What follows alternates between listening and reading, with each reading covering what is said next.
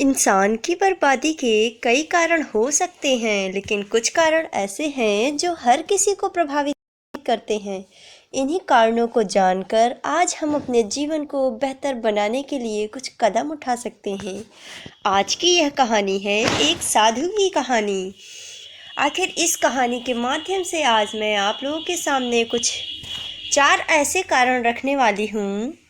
4 ऐसे कारण इंसान के जीवन से जुड़ी 4 ऐसी गलतियाँ यदि इंसान उनमें सुधार कर लेता है तो वह एक बेहतर इंसान बन सकता है। तो आइए अपनी कहानी को प्रारंभ करते हुए जानते हैं उन 4 कारणों को जो हमारे जीवन को बहुत ज़्यादा प्रभावित करते हैं। तो चलिए अपनी कहानी को प्रारंभ करते हैं। एक बार की बात थी, एक गांव में एक बहुत ही अमीर इंसान रहता था। वह व्यक्ति इतना ज़्यादा धनवान था, फिर भी वह दुखी रहता था।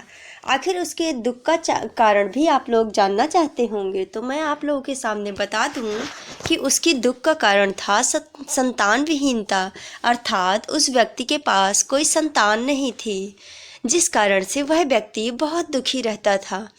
एक दिन भगवान के संयोगवश उसकी पत्नी गर्भवती हो गई।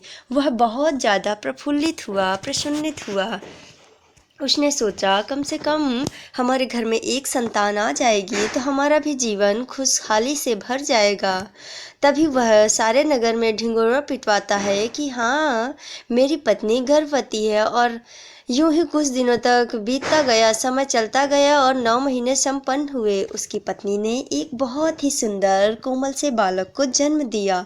और जब वह उसका बेटा अपने पिता के सामने जाता है तो वह धनवान व्यक्ति बहुत ही ज़्यादा खुश हो जाता है और कहता है कि आज तो मेरा वारिस मेरे सामने आ गया, अब तो मैं पूरे गांव में मिठाई बंटवाऊंगा। वह व्यक्ति इतना ज़्यादा धनवान होता है कि वह सारे गांव वालों को निमंत्रण देता है और अपने बेटे के जन्मोत्सव की बधाइयाँ लेते हुए सभी को बहुत ज़्यादा धन धान्य देकर, दान दक्षिणा देकर परिपूर्ण करता है।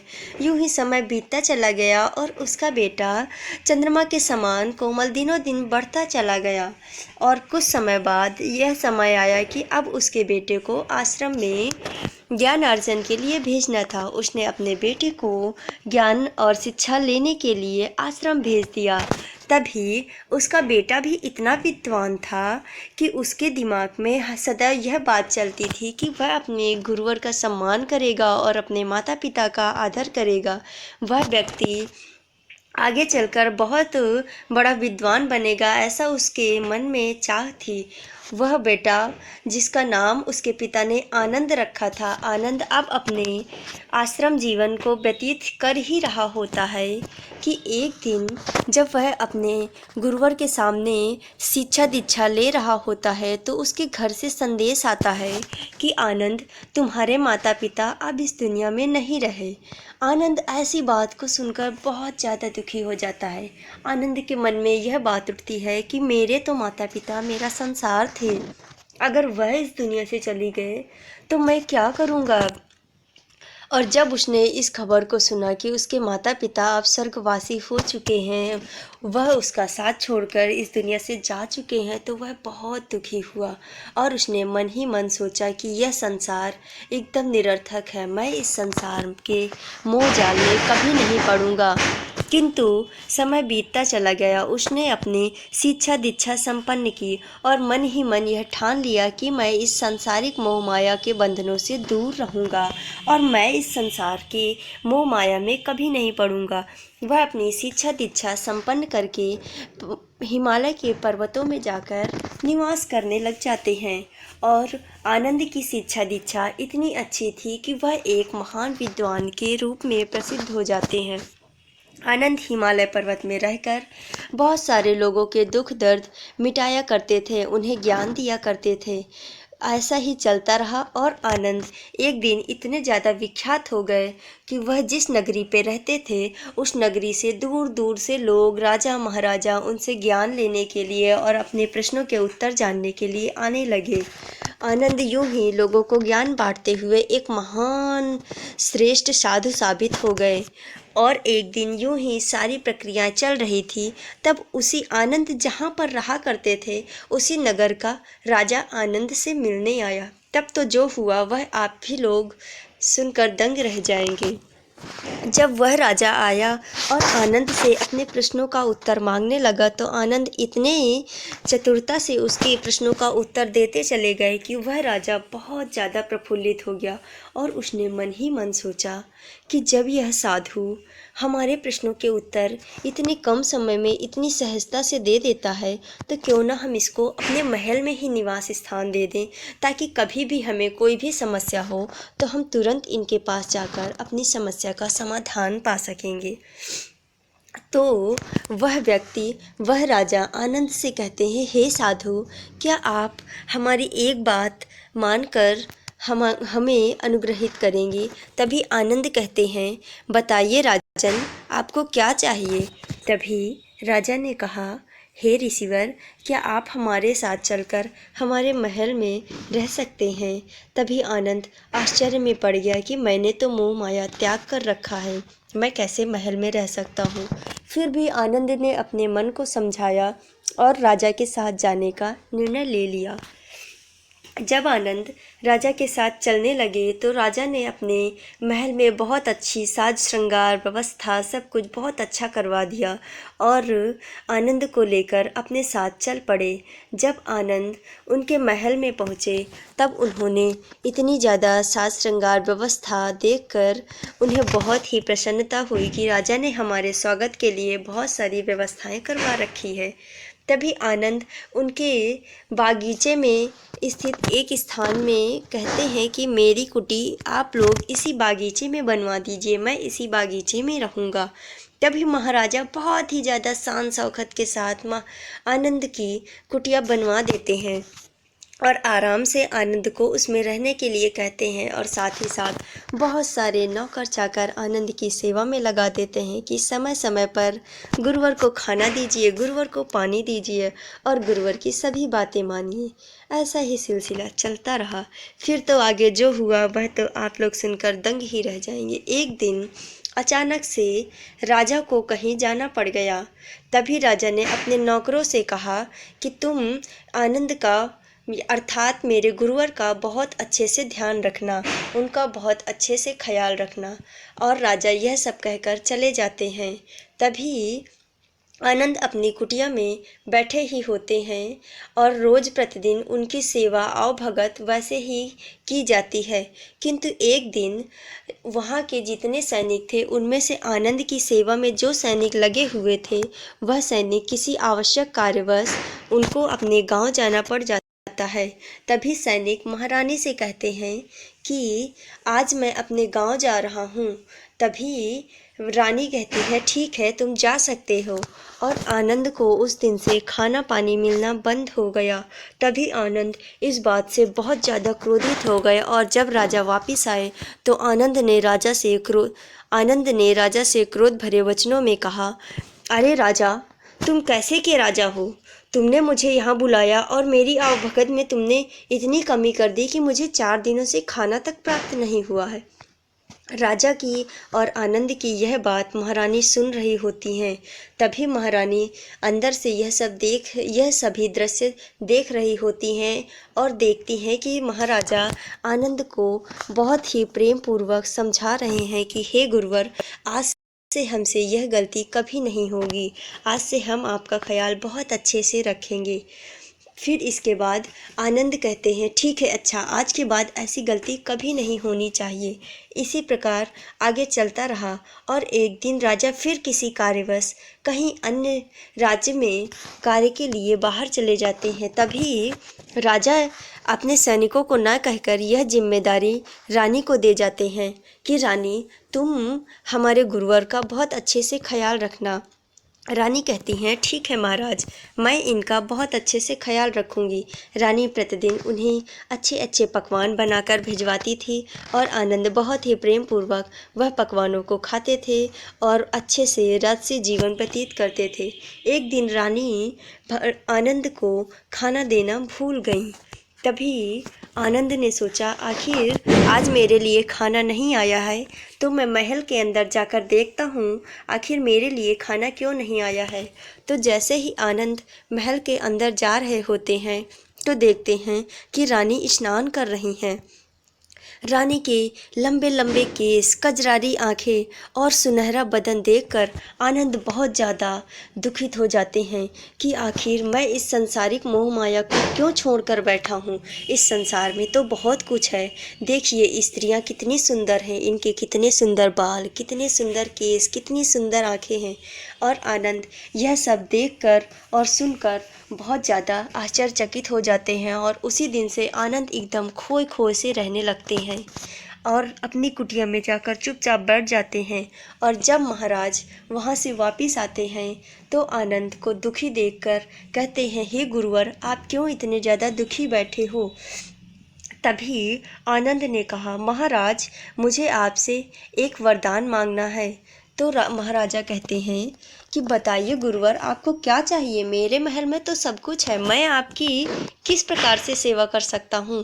तभी राजा से आनंद ने कहा, हे राजन, मैं आपसे जो मांगने जा रहा हूँ वो उसको देने से पहले आप मुझे यह वचन दीजिए कि आप मुझे इनकार नहीं करेंगे। तभी राजा ने यह वचन दिया कि हाँ ठीक है, मैं इस बात से बिल्कुल इनकार नहीं करूँगा। तब तो आनंद ने जो मांग लिया वह सुनकर आप भी दंग रह जाएंगे। आनंद ने महाराजा से उनकी महारानी को ही मांग लिया। आनंद ने कहा, हे महाराज, आपको मुझे अपनी महारानी देनी होगी, क्योंकि मैं अपना मन आपकी महारानी को दे बैठा हूँ। मैंने आपकी महारानी का स्नान करता हुआ सुंदर बदन देखकर अपने आप का आपा खो चुका हूँ और अब मैं उनके बिना नहीं रह सकता हूँ। महाराजा तभी दंग रह जाते हैं, फिर भी अपने मन को समझाते हुए महारानी के पास जाते हैं और कहते हैं और सारी बात बताते हुए महारानी से कहते हैं, महारानी, आनंद नाम के जो गुरु हमारे यहाँ रुके हुए हैं उन्होंने मुझसे आपको ही वरदान में मांग लिया है और वह कहते हैं कि मैं अपना दिल महारानी को दे बैठा हूँ। तभी महारानी बहुत ही ज़्यादा चतुराई से कहती हैं कि ठीक है महाराज, आप मुझ पर विश्वास रखिए और आत्मविश्वास रखते हुए मुझे आनंद को सौंप दीजिए, इसके बाद मैं सब संभाल लूँगी। महाराजा महारानी पर विश्वास करते हुए आनंद से कहते हैं, ठीक है, मैं अपनी महारानी तुम्हें दान में दे सकता हूँ, आज से मेरी महारानी तुम्हारी हुई। तभी वह गुरु, आनंद नाम का गुरु, अपनी उस महाराजा की रानी को अपनी रानी बनाकर अपनी झोपड़ी में लेकर आता है। तभी रानी जब आनंद के सामने आती है तो आनंद से कहती हैं कि हे आनंद,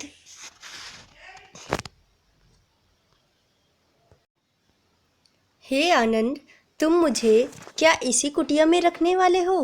तभी आनंद ने कहा, जी महारानी, आप मेरे साथ इसी कुटिया में रहेंगी। महारानी ने कहा, मैं इस झोपड़पट्टी में नहीं रह सकती, बिल्कुल भी, मैं महाराजा के साथ रहती थी महलों में, मेरे लिए आप एक अच्छा सा घर बनवाइए। तभी आनंद महाराजा से कहते हैं कि महाराज, हमें एक अच्छा सा सुंदर सा घर चाहिए। और आनंद की ऐसी बातें सुनकर राजा ने कहा, ठीक है, हम आपके लिए घर की व्यवस्था करवाते हैं। तभी राजा ने एक सुंदर सा घर बनवाकर आनंद को दिया। आनंद जब अपनी महारानी के साथ उस घर में अंदर जाते हैं और अपनी महारानी से पूछते हैं, यह घर आपको कैसा लगा। तब महारानी कहती हैं, यह घर तो कितना गंदा है, हमारा तो महल बहुत ज़्यादा साफ स्वच्छ हुआ करता था, इसको सफाई अच्छे से करवाइए आप, तभी मैं इस घर में रह पाऊंगी। तब आनंद ने फिर से राजा से कहा, महाराज, आप बहुत अच्छे से इस महल की साफ़ सफाई करवाइए, क्योंकि हमारे साथ हमारी महारानी साफ स्वच्छ घर में रहना चाहती हैं। महाराज ने अपने नौकरों से कहकर उस घर की बहुत अच्छे से साफ़ सफाई करवाई और उस पर बहुत ज़्यादा व्यवस्थाएं भी करवा दी। तब महारानी के साथ आनंद फिर से उस महल के अंदर जाते हैं और कहते हैं, महारानी देखिए, अब आपका घर एकदम साज श्रृंगार करके तैयार है। तभी महारानी कहती हैं, ठीक है, अब मैं आपके साथ इस महल में रहने के लिए तैयार हूँ।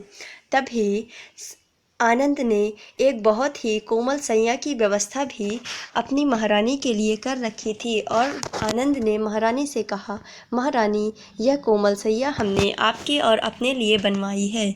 जैसे ही महारानी उस सैया पर बैठती हैं और आनंद भी महारानी के करीब ही आने वाले होते हैं, तभी महारानी कहती हैं कि हे साधु। तो आनंद यह बात सुनकर चकित हो जाते हैं कि इन्होंने मुझे साधु कहा। फिर इसके बाद महारानी कहती हैं, हे साधु, आप वही महात्मा हैं जो हिमालय के पर्वतों में रहकर हमेशा सदैव दूसरों की मदद करते थे और सदैव दूसरों को ज्ञान बांटा करते थे।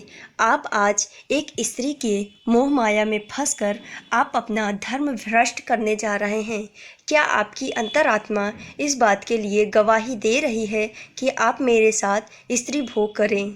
तभी आनंद बहुत अचानक से चकाचौंध होकर झंझा कर उठते हैं और कहते हैं, महारानी, महारानी, क्षमा कीजिए, आपने तो आज मेरी आंखें खोल दी। आखिर मैंने ऐसा कदम कैसे उठाया? और आनंद की यह बात सुनकर महारानी उनसे कहती हैं कि आप भी तो स्त्री मोह में पड़कर अपना धर्म भ्रष्ट करने जा रहे थे। तभी आनंद ने कहा, महारानी, आपका बहुत बहुत धन्यवाद, आज तो आपने मेरी आंखें खोल दी। मैं ऐसा गलत कार्य बिल्कुल नहीं कर सकता हूँ। मैं तुरंत ही आपको महाराज को भेंट करने वाला हूँ। आप तुरंत यहाँ से उठिए और हम महाराज के पास हम दोनों चलते हैं। तभी आनंद महारानी को लेकर महाराज के पास पहुँचते हैं और कहते हैं, हे महाराज, मुझसे बहुत बड़ी गलती हो गई। मैंने अपनी इच्छाओं को अंकुश नहीं लगाया और जैसे जैसे मेरी इच्छाएं बढ़ती गईं तभी तभी मेरे मन में बहुत सारे ऐसे विचार आते गए जो बहुत गंदे थे।